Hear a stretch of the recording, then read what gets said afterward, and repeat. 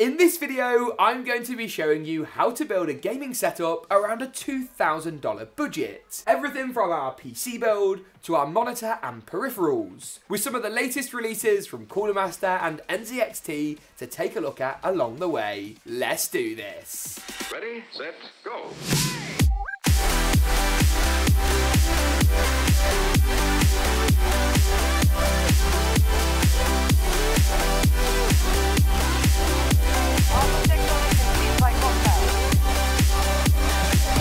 As with all of our setup content, which you should totally subscribe to see more of, we're going to kick things off by looking at the PC build. Now this right here is a system I recently assembled in one of our build videos, featuring a 3060 Ti and Intel Core i5-12400. The i5-12400 sits at the heart of the build, giving us 6 of Intel's latest performance cores, 12 threads with hyper-threading, and clock speeds that go well above that 4 GHz mark, meaning single-threaded titles, those older games like Valorant, CSGO are going to work great, but more modern titles like Battlefield 2042 will also deliver some great results. But we'll be checking out more of the gaming performance later on in the video, so don't go anywhere. 16 gigabytes of DDR4 memory, a great way of saving some money over the newer DDR5 standard, built onto a B660 motherboard from Gigabyte with Wi-Fi, crucially helping your PC to get connected without running those pesky little cables anywhere, making a well-rounded system. It's built inside of NZXT's H510 Flow, a cheaper version of the H510 with holes in it, quite literally. This case has lots of mesh everywhere to keep temperatures nice and chilly, and I've popped some Corsair fans in for good measure.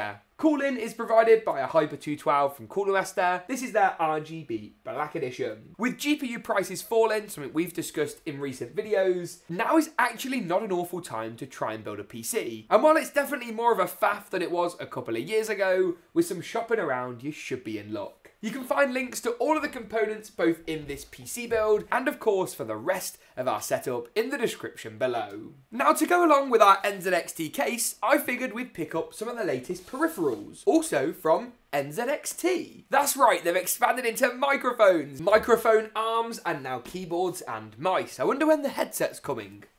This right here is their Function MINITKL. It's a 10 keyless keyboard and this is great for first-person shooters. Now, James, why on earth is a keyboard good for playing a first-person shooter? Doesn't it have a W, A, S and D key? Yes. But because it's actually smaller, slightly narrower in its form factor, you've got more room for your mouse next to you. This allows you to operate at lower DPI sensitivities, giving that really weird esports look that gives you the more finer, granular control. Back to the keyboard for now though. It comes nicely packaged in NZXT's traditional sleek style with a slogan that says build the extraordinary. I'm hoping this isn't a keyboard we actually have to build though, that would be not the greatest of surprises. This one right here is the white colourway as well. Yes. Oh, okay.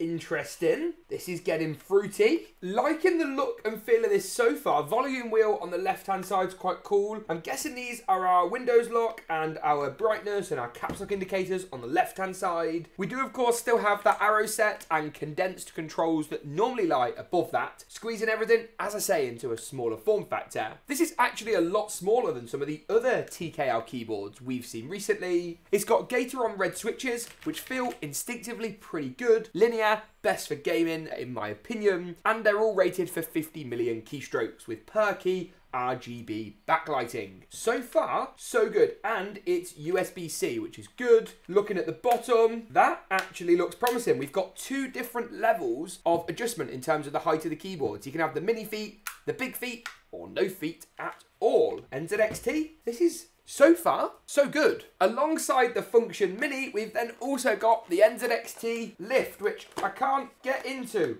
What on earth is going on here? Come on.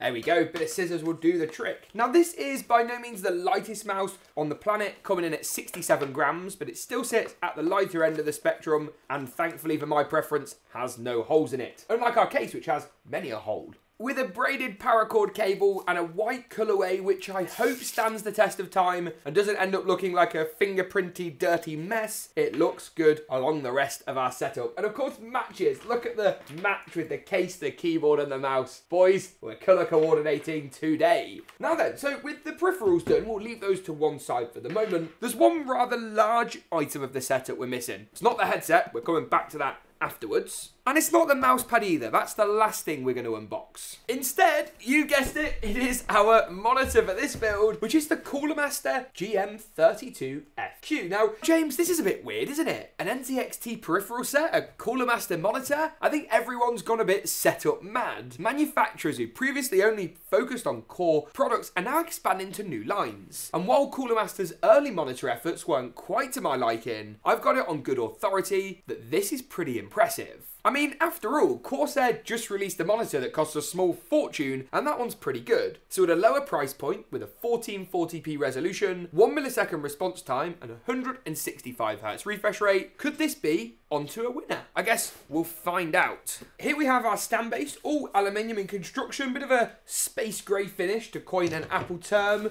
Power cable, display cable, all pretty normal stuff. And then, of course, the panel itself. That is really heavy. My goodness, wow.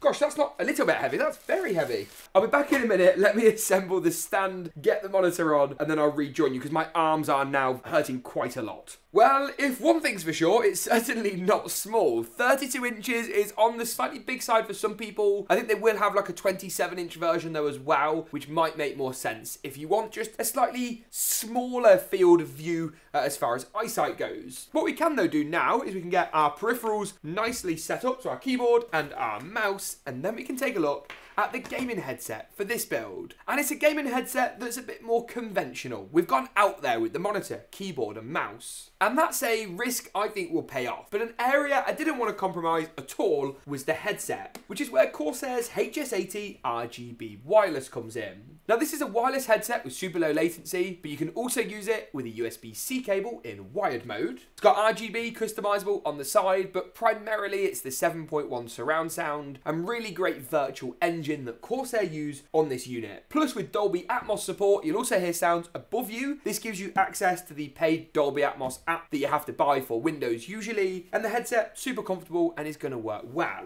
To finish things off, we're also going to pop on an extended mouse pad. I've picked up one of Corsair's RGB line units. Granted, if you want to save some money, you can swap this out for something cheaper, and I'll pop different options down in the description below. And then once that's done, we can jump into the games that we're going to test out in this video. First though, I need to give the PC and the monitor power, plug up a DisplayPort cable, and then we're ready to go. The first game we're going to benchmark is Fortnite. Having a look at some of the settings we're using, we're going for competitive settings, but still 1440p to try and get the best of the resolution and the refresh rate of this monitor. 1440p up here, everything tuned down to low, except the render distance, which is set to far. You might be wondering why the 3D resolution is 57%, and that's because we have, of course, got DLSS enabled. We're going to jump into a game of solos then, pop the headset on, and see what kind of frame rates we're able to get. Keep an eye on this FPS figure in the top left-hand corner.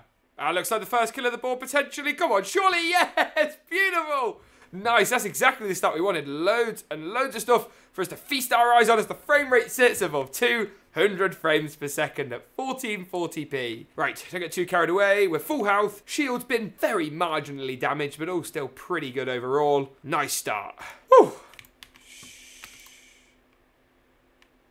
No! That went from 0 to 100 real quick, didn't it? Frame rate's really solid though, and that gives us enough of a gauge of just how well Fortnite performs on this full gaming setup. The colours and stuff I might add on this monitor as well look absolutely sick. So great job Cooler Master on this lovely IPS panel. Next up, let's try something a bit different. Let's jump into a racing game, specifically a little bit of Forza Horizon 5. Taking a look at our game settings, we're running at 1440p with VSync, of course, disabled to make sure we get the maximum frame rate possible. I'm going to turn on Reaver Tuner as well in a moment so we can get that frame rate overlay, but we're running pretty much at the high settings preset with VSync turned off. So we can jump out of here. We're not going to jump into the benchmark mode. We're going to go directly into the game itself with an Xbox controller because that is the best way, hands down, to play Forza Horizon 5. This is actually a new save game for the new PC we've just built, but so far sitting around the 100 frames per second mark, which is absolutely spot on for what we're actually looking for. Obviously, during some of the cutscenes, your frame rate's going to drop to 30 or 60, but it's the actual core rendering of the game that we're bothered about. This is a bit more what I'm talking about. Cheeky Corvette, frame rate 120 frames per second now as well. Remember, a racing game, obviously 60 FPS is always the target, but 40, 45 is fine for racing titles. So more than 100 is absolutely spot on. And you want to have those higher visual settings, higher visual fidelity in titles like this, because that matters more in a sense than frame rate once you can saturate that 40, 50, 60 frames per second. This is fantastic. Yeah, boy. Bit of off-roading, bit of water. No! Even there, though, with the water droplets, the frame rate still sitting at that 108 FPS mark. Lovely stuff. I'll have him on the inside. Yes. Oh, no, no, no, no, no, no, no, no, no, no, no. Here we go. Now we are talking. I thought it was a Zonda at first. Oh, no. Here we go. Get in there. 115, 120 FPS. Who even cares anymore? The frame rate's bloody amazing. I love this game. Here we go. Doesn't get any better than this. Oh. Next up, I want to give COD Vanguard a go. 1440p, refresh rate cranked right up, 3060 Ti of course for our GPU. All of our other settings pretty much on automatic, but a high preset with a frame rate limit set to maximum and of course VSync disabled. I'm going to tune the preset down from ultra to high just because I think this will make a bit of an impact in terms of our gameplay. And then I'm also going to enable NVIDIA DLSS on balance mode. That's all looking pretty good to me, so take a look through those settings. If you want to copy them for yourself, you're more than welcome to do so. We're going to hit apply to make sure they basically get implemented, and then we're going to jump into a solo game of zombies. Just because this is one of the most intense ways to run the game, and will really push the frame rate to the maximum, and see almost what a worst case scenario is. So let's jump into this solo game and see what happens. And we are off. Frame rate so far, 154 frames a second. Not a bad start out the gate. The frame rate as well staying pretty solid, around the 165 frames per second mark as well, 155, 178.